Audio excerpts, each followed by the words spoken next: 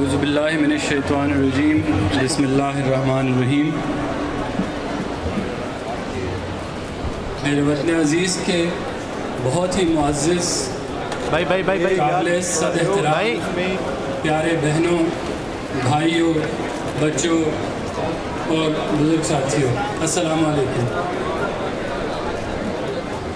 جہاں جہاں تک میری آواز پہنچ رہی ہے، آپ سب کو میری طرف سے، پاکستان ہائی کمیشن ملیشیا کی طرف سے دل کی گہرائیوں سے ہمارا 79واں جشن یوم آزادی بہت بہت مبارک ہو۔ آج کا دن تجدید عہد کا دن ہے، آج کا دن یقین محکم کا دن ہے، آج کا دن اعادہ عمل پہم کا دن ہے، آج کا دن وہ دن ہے جس دن آپ کے، ہمارے، ہم سب کے آباء و اجداد نے یہ عزم صمیم و غیر متزلزل کیا کہ ہم ایک باوقار اور خود مختار وطن کا قیام عمل میں لائیں گے۔ ایک ایسا وطن جہاں کی روشن، تابناک اور پر نور فضاؤں میں نعرہ تکبیر اور کلمہ حق لا الہ الا اللہ کے سائے میں اور دین مبین پیغمبر حق صلی اللہ علیہ وآلہ وسلم کی پیروی کرتے ہوئے ہم ایک چمکتا دمکتا تابناک مستقبل حاصل کر سکیں۔ خواتین و حضرات، آج کا دن ہمیں اس امر کی یاد بھی دلاتا ہے کہ ہمارے عظیم رہنماؤں قائد اعظم محمد علی جناح نے اپنی سیاسی بصیرت اور مفکر پاکستان جناب علامہ محمد اقبال نے اپنی دور اندیشی، فراست اور حکمت سے ٹھیک 79 سال قبل ہمارے لیے ایک نئے وطن کی داغ بیل ڈال دی، جو برس ہا برس کی کاوشوں اور قربانیوں کے بعد حقیقت کا روپ دھار کر 14 اگست 1947 کو معرض وجود میں آئی۔ ہمیں اپنے عظیم قائدین، بانیان پاکستان کے عظیم فلسفے کو کبھی فراموش نہیں کرنا چاہیے، جو ہمارے پیارے وطن عزیز کی اساس ہے۔ قائد اعظم محمد علی جناح نے پاکستان کے قیام کے فوراً بعد تمام پاکستانیوں کو ایک قوم بن کر رہنے کی تلقین کی اور ہمیں ان کے بتائے ہوئے شعار پر عمل پیرا رہنا ہوگا، جو یقیناً ہماری کامیابی کا ضامن ہوگا انشاءاللہ۔ ہمیں رنگ، نسل، علاقائی، لسانی، فرقہ وارانہ تعصبات سے بالاتر ہو کر، ایک ہو کر وطن عزیز کی سربلندی، کامیابی اور کامرانی کے لیے مل کر کام کرنا ہوگا، تاکہ ہم اس خواب کو شرمندہ تعبیر کر پائیں جو ہمارے ان عظیم بانی رہنماؤں نے ہمارے لیے دیکھے تھے۔ پیارے ہم وطنوں، جیسا کہ آپ سب کو معلوم ہے، وطن عزیز کو بہت سے اندرونی اور بیرونی خطرات کا سامنا ہے، لیکن آپ کو یہ بھی معلوم ہونا چاہیے کہ ہمارا عزم، حوصلہ، ہمت، صلاحیت اور ہمارے ہنر ان سے زیادہ بلند تر ہیں اور ان سے چیلنجز سے نبرد آزما ہونے کے لیے، ان پر حاوی ہونے کے لیے تیار ہیں۔ گزشتہ ماہ کے حالات و واقعات اس بات کا منہ بولتا اور بیان ثبوت ہے کہ ہم دشمن کے ناپاک عزائم کو خاک میں ملانے میں اپنا کوئی ثانی نہیں رکھتے۔ یہاں ہمیں اپنی تمام افواج پاکستان کا بالخصوص شکریہ ادا کرنا نہ صرف ہم سب کا فرض ہے، بلکہ یہ ہر پاکستانی پر قرض بھی ہے، کیونکہ نہ صرف اس ایک چھوٹے سے واقعے میں جو سب آپ نے دیکھا پچھلے ماہ، بلکہ پچھلی 2 دہائیوں سے دہشت گردی کے ناسور سے نمٹنے کے لیے جانوں اور خون کے نذرانے جو ہماری جرأت مند افواج پیش کر رہی ہیں، اس کے لیے ہم ان کا جتنا بھی شکریہ ادا کریں وہ کم ہے۔ پیارے ہم وطنوں، پاکستان ایک امن پسند ملک ہے جو تمام ہمسایہ ممالک سے امن اور دوستی کا خواہاں ہے۔ اس لیے ہمارے مقبول وزیر اعظم نے دشمن ملک کی بار بار کی تانہ زنی، عیب جوئی، الزام تراشی، حتیٰ کہ حد یہ کہ حملہ آور ہونے تک کے باوجود صبر و استقلال اور بردباری سے حالات کو بہتری کی جانب نہایت تیزی سے گامزن کروایا، جس کے لیے نہ صرف پاکستانی عوام بلکہ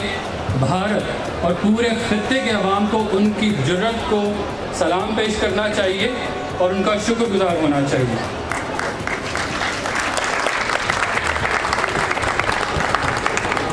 انگریزی کے ایک مشہور شاعر جان ملٹن کا قول ہے، peace hath its victories no less renowned than war, جو اردو میں جس کا مفہوم کچھ اس طرح سے ہوگا، امن کی اپنی فتوحات ہوا کرتی ہیں جو کہ جنگ سے کسی قدر کم مشہور و مقبول نہیں ہوتی۔ جن فتوحات کی طرف اس قول میں اشارہ ہے وہ ہیں بیماریوں کے خلاف فتح، وہ ہے بھوک و افلاس کے خلاف فتح، جہالت کے کلا کما کرنے کی فتح، غربت کے خلاف فتح، ظلم زیادتی جبر کے خلاف فتح حاصل کرنا، ناانصافی کے خلاف فتح حاصل کرنا، لاقانونیت کے خلاف فتح حاصل کرنا، معاشرتی پستی کے خلاف فتح حاصل کرنا، نسلی تعصب کے خلاف فتح حاصل کرنا۔ یہ وہ فتوحات ہیں جن کو حاصل کرنے کا خواب ہمارے بانی پاکستان قائد اعظم محمد علی جناح نے دیکھا تھا اور جو ہماری موجودہ قیادت کا مطمع نظر بھی ہے۔ انہی کامیابی کو جدید معاشی اصطلاحات میں ہیومن ڈیولپمنٹ انڈیکس کا نام دیا جاتا ہے اور اقوام متحدہ کی اصطلاح میں سسٹینیبل ڈیولپمنٹ گولز کا نام دیا جاتا ہے۔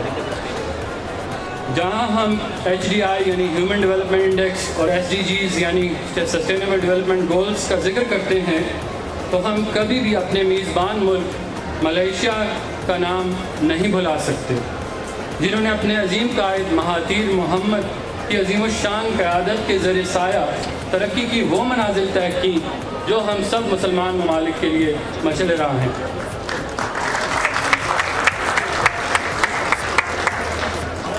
جیسا کہ آپ سب کو معلوم ہے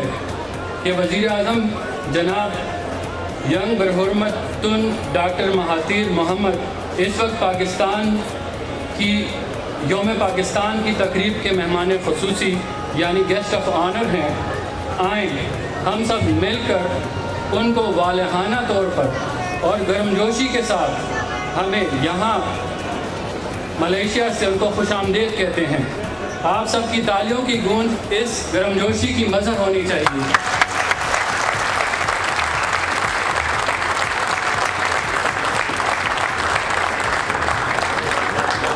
خوش آمدید doctor Mahathir Mohamad, welcome to Pakistan doctor Mahathir,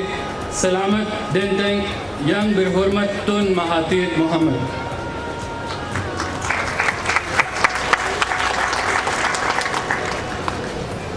جیسا کہ پہلے بھی ذکر کیا کہ معاشی اور داخلی استحکام ہی ایک ملک کی اصل قوت اور طاقت کا سرچشمہ ہوا کرتا ہے۔ یہی سبق ہمیں ملائیشیا کی اقتصادی ترقی سے ملتا ہے۔ ہمیں بھی بحیثیت سمندر پار پاکستانی اپنا حصہ ادا کرنے کی ضرورت ہے، جیسا کہ ہمارے محترم اور مقبول وزیر اعظم مختلف اوقات میں فرماتے رہے ہیں۔ مجھے یقین ہے کہ ملائیشیا میں پاکستانی ہماری قوم کا سرمایہ ہے، اور جیسا کہ آج آپ کی والہانہ محبت اور اس نمائندگی سے ثابت ہے کہ وطن کی چاہت اور عشق کا جذبہ آپ میں کسی سے بھی کسی طور کم نہیں۔ پاکستانی بھائی ملائیشیا میں ہر شعبے میں انتہائی محنت، لگن اور جانفشانی سے اپنا کردار بخوبی نبھا رہے ہیں، جس پر ہم سب کو اور مجھے بالخصوص یہاں نمائندے کے طور پہ انتہائی فخر ہے۔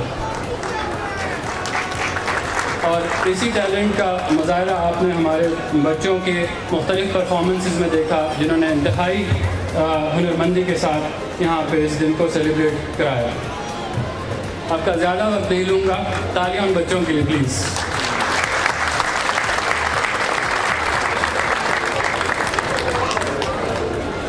مزید آپ کا وقت لیے بغیر ایک ان دعائیہ اشعار پہ اختتام کرتا ہوں، جو کہ ہمارے بھائی نے پڑھے بھی، لیکن اسی کو میں دہرانا سمجھوں گا۔ خدا کرے کہ میری عرض پاک پر اترے، خدا کرے کہ میری عرض پاک پر اترے وہ فصل گل جسے اندیشہ زوال نہ ہو، یہاں جو پھول کھلے وہ کھلا رہے برسوں، یہاں خزاں کو گزرنے کی بھی مجال نہ ہو۔ یہاں جو سبزہ اگے وہ ہمیشہ سبز رہے، اور ایسا سبز کہ جس کی کوئی مثال نہ ہو۔ گھنی گھٹائیں یہاں ایسی بارشیں برسائیں کہ پتھروں سے بھی رویدگی محال نہ ہو۔ خدا کرے کہ وقار اس کا غیر فانی ہو، خدا کرے کہ وقار اس کا غیر فانی ہو، اور اس کے حسن کو تشویش ماہ و سال نہ ہو۔ ہر ایک فرد و تہذیب و فن کا اوج کمال، کوئی ملول نہ ہو، کوئی خستہ حال نہ ہو۔ خدا کرے کہ میری عرض پاک پر اترے وہ فصل گل جسے اندیشہ زوال نہ ہو۔ ایک مرتبہ آپ سے درخواست ہے کہ نعرہ مل کے لگائیں، پاکستان پاکستان پاکستان۔